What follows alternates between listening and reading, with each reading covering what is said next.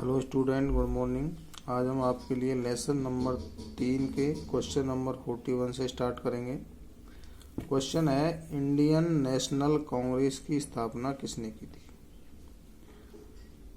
Indian national Congress की स्थापना एक अंग्रेजी अधिकारी थे उस समय, एलन ऑक्टेवियन ह्यूम ने की थी, जो कि भारतीयों की विचारों और भावनाओं को जानने के लिए एक संस्था गठित करना चाहते थे और उनका नाम था एलन ऑक्टेवियन ह्यूम।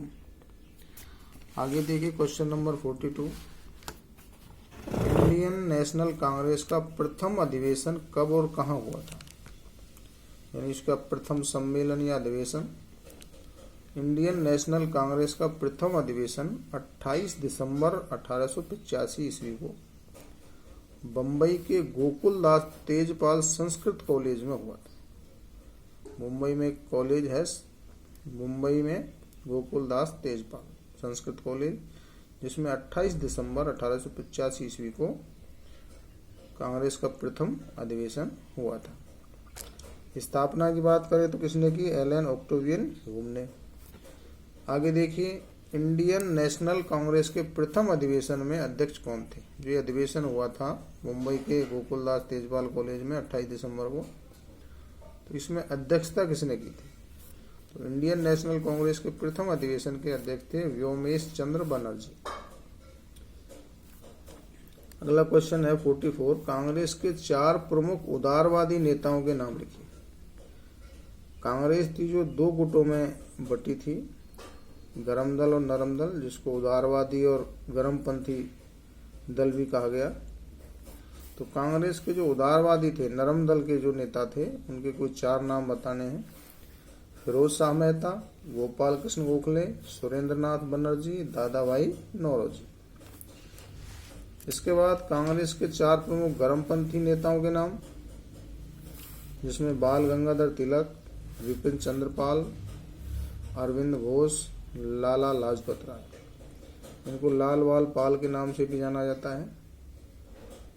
लाल बाल पाल का मतलब है लाला लाजपत राय, बाल का मतलब बाल गंगाधर तिलक, पाल का मतलब विपिन चंद्र पाल।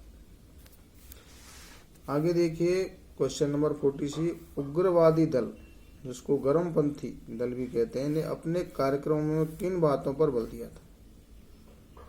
यानी इन्होंने क्या क्या बातें घोषित की थी? विदेशी माल का बहिष्कार किया जाए, स्वदेशी माल को प्रोत्साहन किया जाए, राष्ट्रीय शिक्षा को बढ़ावा दिया जाए और सत्याग्रह पर बल दिया जाए। यानी अंग्रेजों के खिलाफ किसी भी कार्य को करने के लिए, मनवाने के लिए सत्याग्रह पर बल दिया जाए। भारत में स्वशासन आंदोलन कब और किसके द्वारा, किनके द्वारा शुरू किया गया था? तो देखिए 1915-16 में श्रीमती एनी बेसेंट तथा बाल गंगाधर तिलक ने भारत में स्वशासन या होम रूल आंदोलन शुरू किया था। इसको स्वशासन आंदोलन भी कहते हैं और होम रूल आंदोलन भी कहते हैं, जिसमें बाल गंगाधर तिलक और श्रीमती एनी बेसेंट ने महत्वपूर्ण भूमिका निभाई थी। आगे देखिए क्वेश्चन नंबर 49। रॉलेट एक्ट से क्या तात्पर्य? रॉलेट एक्ट एक कानून था जो अंग्रेजों के द्वारा 1919 में बनाया गया था। 19 मार्च 1919 ईस्वी को रॉलेट एक्ट पारित किया गया था। एक कानून बनाया गया अंग्रेजों के द्वारा, जिसके अंदर किसी भी व्यक्ति को संदेह के आधार पर गिरफ्तार किया जा सकता है।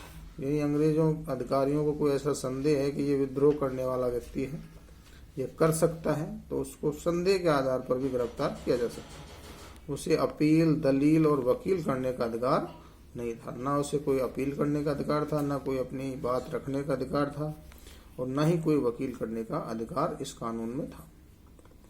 तो ये रॉलेट एक्ट कानून 1919 में पारित किया गया था अंग्रेजों के द्वारा।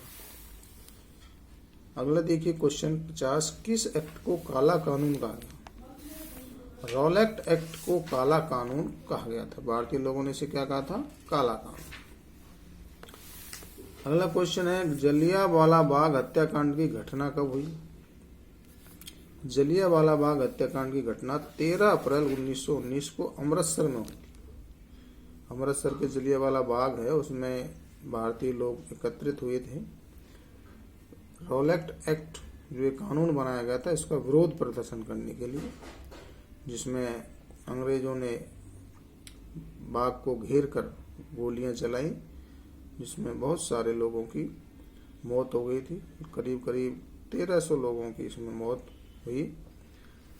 तो ये जलियांवाला जो बाग हत्याकांड है ये 13 अप्रैल 1919 को अमृतसर के जलियांवाला बाग में हुई थी। खिलाफत आंदोलन क्या था? खिलाफत आंदोलन भारतीय मुसलमानों द्वारा तुर्की के खलीफा के सम्मान में चला गया आंदोलन था। तुर्की के खलीफा को गिरफ्तार कर लिया गया था अंग्रेजों के द्वारा, उसको उसके पद से हटा दिया गया था, उसके सम्मान के लिए, जिसमें गांधी जी ने भी सहयोग दिया था। अगला क्वेश्चन है, संपूर्ण देश यानी भारत में खिलाफत दिवस कब मनाया गया था? यानी भारत में पूरे देश में खिलाफत दिवस कब मनाया गया था? तो संपूर्ण देश में खिलाफत दिवस 19 अक्टूबर 1919 को मनाया गया था। खिलाफत आंदोलन का समर्थन करते हुए गांधी जी ने कौन सी उपाधि को लौटा दिया था? खिलाफत आंदोलन का समर्थन करते हुए गांधी जी ने केसर ए हिंद की उपाधि को लौटा दिया गया था। अंग्रेजों ने उन्हें एक उपाधि दे रखी थी, केसर ए हिंद। उस उपाधि को खिलाफत आंदोलन के समर्थन में गांधी जी ने वापस लौटा दिया था। आगे देखिए, खिलाफत आंदोलन कब समाप्त हुआ? खिलाफत आंदोलन 10 अगस्त 1920 को सेब्र की संधि के साथ समाप्त हुआ था।